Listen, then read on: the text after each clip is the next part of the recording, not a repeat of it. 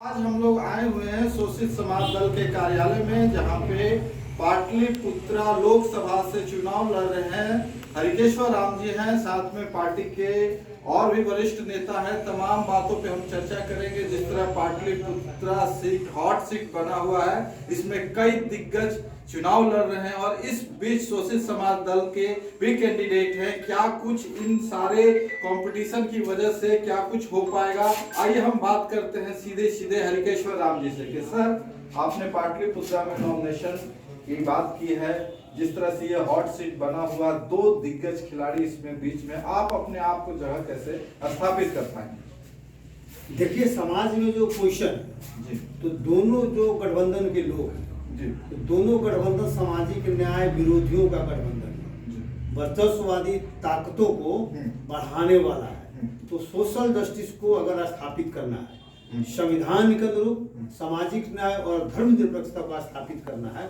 तो उसके लिए तीसरा विकल्प जरूरी है। और उसी तीसरा विकल्प तैयार करने के लिए हमने शोषित समाज दल को ज्वाइन किया है।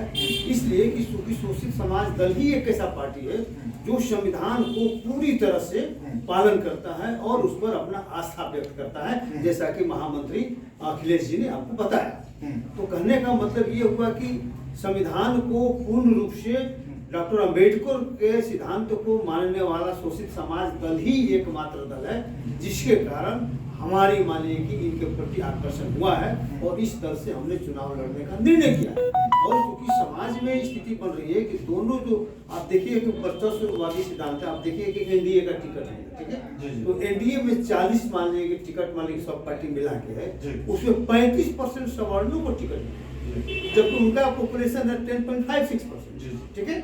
उसी तरह से आप देखिए कि अति पिछड़ों का उसको मात्र 15% टिकट मिला, जबकि उनकी संख्या है 36%। तो इस तरह से आप देखिएगा कि अति पिछड़ों का शेड्यूल कास्ट का भी देखिएगा संख्या 20% बढ़ गया है, लेकिन कोई 2 सीट अधिक नहीं दिया, 6 सीट पर ही लोगों को बांध दिया।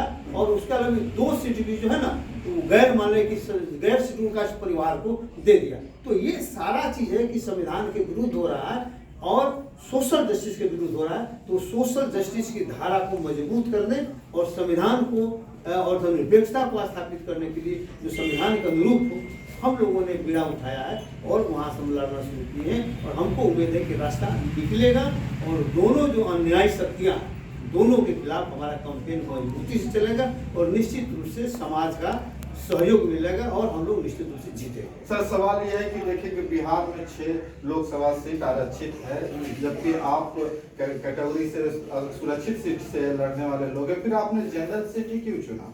इसलिए चुना कि देखिए 8 सीट होना चाहिए था, 40 में 20% पॉपुलेशन अभी गणना हुआ, उसी वही हो गया। 20% के हिसाब से 8 सीट होना चाहिए था और 8 सीट में अभी तक हो नहीं पाया, 6 सीट पर ही रिजर्व दे रहा है। तो हमने कहा कि जब 2 सीट बच रहा था, 1 सीट पर हम क्यों नहीं लड़े। और हमारे शोषित समाज दल ने भी हमको उसमें प्रश्रय दिया और कहा कि नहीं, आप लड़िए और अच्छी बात है। तो हम लोग चूंकि उसको कॉम्पेंसेट करने के लिए 2 सीट हम लोग को जो छीन लिया गया, पॉपुलेशन होते हुए भी उधर नहीं दिया जाए, उसको कॉम्पेंसेट करने के लिए हम जनरल सीट से लड़ना मान लेकर अपना निर्णय पसंद किया। पाटलिपुत्रा जो सीट है लोकसभा से, उसको आप किस तरह देखते हैं? कैसे आपकी पार्टी का परफॉर्मेंस है? लेकिन पाटलिपुत्र जो सीट है बिहार का यह हृदय है। इस हृदय को जो है बार बार अनदेखा जो है कर रहा है हर पार्टी। तो शोषित समाज दल उसे जगाने का काम किया है और हरिकेश्वर दास जी को हम लोग खड़ा किए हैं। और इनको हम लोग इसलिए खड़ा किए हैं कि जनता की मांग थी कि यहाँ से शेड्यूल कास्ट के जैसे दीजिए अपने तरीके, हम लोग पूरी भरपूर मदद करके जिताने का काम करेंगे। क्या लगता है, क्या पोजीशन रहेगा इसका? जीत निश्चित है? श्योर, क्योंकि दोनों से मोह भंग हो गया। कांग्रेस भाजपा के पिछलगों से पाटलिपुत्रा की जनता का मोह भंग हो गया है। इसलिए अगर हम मेहनत करेंगे तो 1 नंबर में आ जाएंगे। अभी तो हम लोग शुरुआत ही किए हैं, जब आधा तब आधा। आधा जीत तो मेरा आज हो गया, अब समझिए पूरा जीत के लिए हमको और मेहनत करना है। आप बताइए सर, क्या आप भी कैंडिडेट है? क्या पाटलिपुत्रा से आपकी पार्टी लड़ रही है? क्या पोजीशन रहेगा? सीट निकल सकता है, मेहनत अगर हम लोग करेंगे तो हम लोग जीत सकते हैं। क्योंकि दोनों पार्टी से सही बात है, वो भंग हो चुका है। अब देख सकते हैं मीसावाटी कि 3 बार हारे हैं जी और इनसे भी लोग तीन बार रामकुमार जीते भी जीते हैं, लेकिन क्या कर रहे हैं लोग को पता चल रहा है कि क्या उन्होंने किया है, तो हमारे पार्टी से सीट निकल सकता है, ये कंफर्म। हमारे अन्यायी शक्तियों का दोनों प्रतिनिधित्व कर रहे हैं, हम्म। दोनों अन्यायी शक्तियां हम्म। हैं, सोशल जस्टिस के विरुद्ध है। इसीलिए जनता नाखुश है और हमको लगता है कि उसका भरपूर लाभ शोषित समाज को मिलेगा। मिलेगा। चलिए बहुत बहुत धन्यवाद सभी लोगों को। हम आपको बताते चले कि पाटलिपुत्र सीट पे ये एक तरह से था कि इन्होंने दावा किया है कि ये सीट जरूर निकलेगा।